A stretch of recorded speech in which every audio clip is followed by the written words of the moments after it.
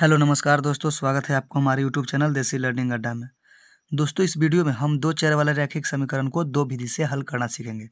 पहला विधि होगा विलोपन विधि और दूसरा विधि होगा प्रतिस्थापन विधि। देखिए, हम इस समीकरण को पहले विलोपन विधि से हल करके आपको बताते हैं। ठीक है, देखिए विलोपन विधि से हल करने के लिए आपको करना क्या होगा। तो देखिए, ये दोनों हुआ एक्स का गुणांक। ये दोनों को देखेंगे कि बराबर है कि नहीं। तो ये दोनों बराबर नहीं है, तो हम इसको बराबर करने का प्रयास करेंगे।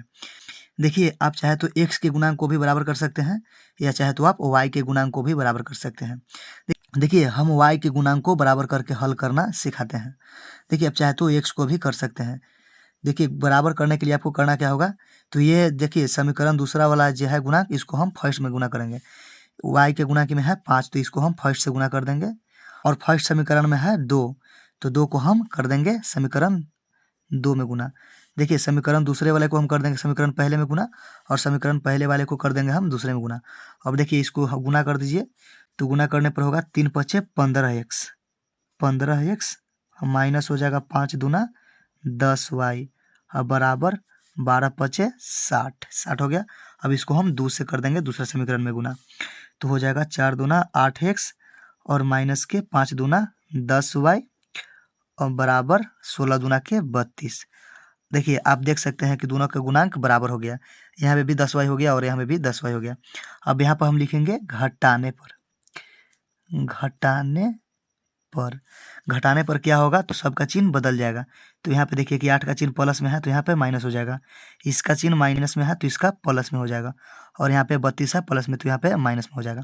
अब देखिए, माइनस और प्लस है जो कट जाएगा, तो माइनस प्लस कट गया। अब यहाँ पे देखिए 15x प्लस में और 8x माइनस में, तो इसको घटाएंगे तो हो जाएगा 7x। 7x हो गया और बराबर में इधर देखिए 60 में से 32 चला जाएगा, तो बचाएगा 28, 28 बच गया। अब इसको हम लिखेंगे इसलिए x बराबर, तो x बराबर क्या हो जाएगा, तो 28/7। अब इसको हम 4 से काट सकते हैं, 7 चौका 28, तो x बराबर आ गया 4। x का वैल्यू आपको आ गया कितना, तो 4। अब देखिए क्या करेंगे, तो आपको करना क्या होगा, ये जो x का वैल्यू निकाले, अब आपको इसको समीकरण फर्स्ट या सेकंड में रखना होगा। देखिए, आप दोनों समीकरण में से कोई में भी रख सकते हैं। आप वैसे में रखिए जिसका आपका कैलकुलेशन आसान हो। तो हम इसको समीकरण फर्स्ट में लिख लेते हैं। तो उसके लिए आपको पहले लिखना यहाँ पे होगा समीकरण फर्स्ट में x का मान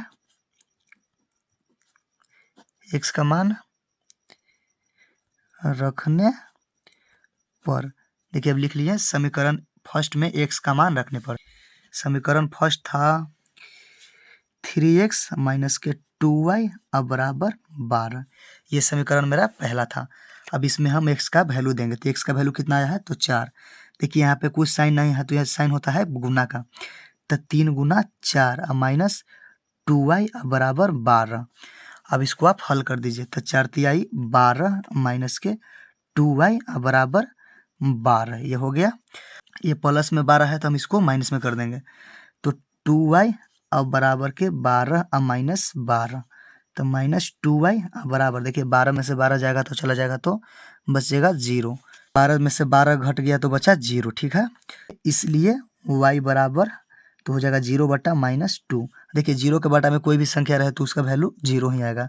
तो y बराबर आ गया कितना, तो 0। तो देखिए, अब यहाँ पे लिख दीजिए x बराबर 4 y बराबर 0। देखिए, ये आपका फाइनल आंसर आ गया। देखिए, हम एक विधि को सिखा दिए आपको, विलोपन विधि से आप सीख गए निकालना। आशा करते हैं कि यह विधि आपको अच्छा ढंग से समझ में आ गया होगा। तो आप दूसरे विधि से हम सीखते हैं, उसका नाम होगा प्रतिस्थापन विधि। उस विधि को करना सिखाते हैं, ठीक है। अब इस समीकरण को हम हल करेंगे प्रतिस्थापन विधि से, ठीक है। तो प्रतिस्थापन विधि से हल करने के लिए आपको करना क्या होगा, तो देखिए, आपको समीकरण फर्स्ट या सेकंड से चलना होगा। आप किसी भी समीकरण से चल सकते हैं, आंसर आपको एकदम सेम ही आएगा। तो देखिए, हम चलते हैं समीकरण फर्स्ट से। तो यहाँ पे लिखेंगे समीकरण फर्स्ट से। देखिए, समीकरण फर्स्ट से, तो समीकरण फर्स्ट को हम नीचे जस्ट की जस्ट उतार देंगे। हम हूबहू नीचे कॉपी कर देंगे।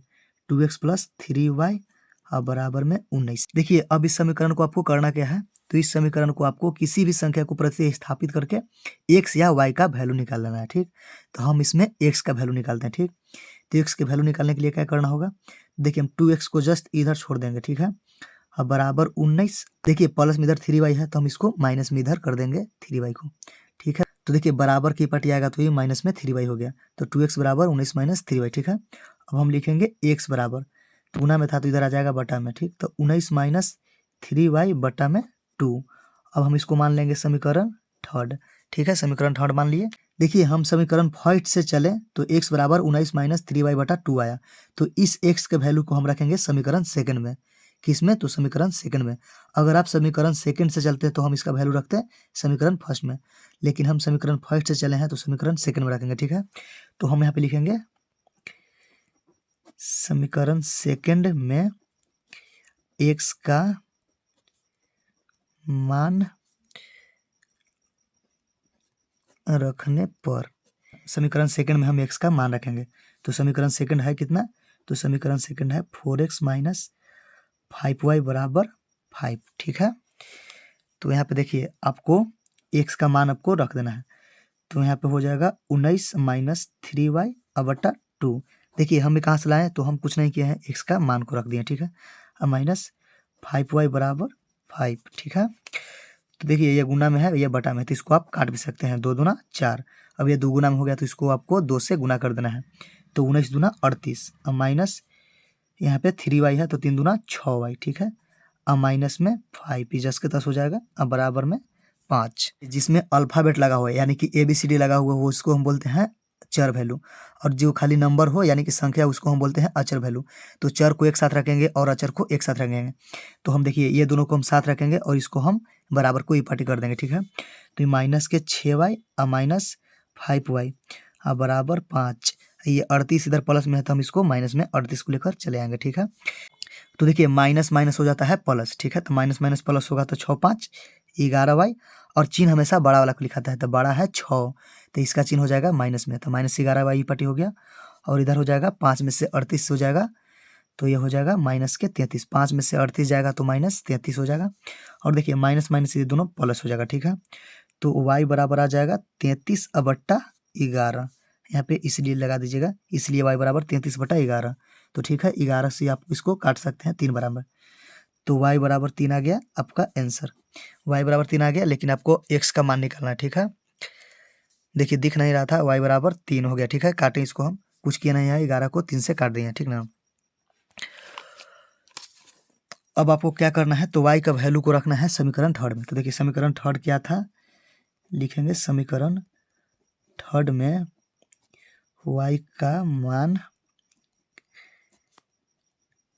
रखने पर, समीकरण थर्ड क्या था, तो समीकरण थर्ड था x बराबर 19 माइनस 3y बट्टा 2। ये समीकरण आपका थर्ड था। तो ठीक है, आपको y का मान इसमें रख देना है, तो x बराबर 19 और माइनस 3 गुना y का मान कितना है, तो 3 और बटा में 2, तो x बराबर 19 और माइनस 3 तिहाई के 9 और बटा में 2, तो x बराबर 19 में से 9 जाएगा तो 10 और बटा में 2। अब इसको काट सकते हैं 5 बनाते हुए, तो x बराबर 5। तो आपका फाइनल आंसर कितना आ गया, x बराबर 5 और y बराबर 3। ये आपका आंसर हो गया फाइनल। देखिए हम आशा करते हैं आपको प्रतिस्थापन विधि भी समझ में आ गया होगा। जिस तरह से विलोपन विधि आपको समझ में आया था उसी तरह से आपको प्रतिस्थापन विधि समझ में आ गया होगा।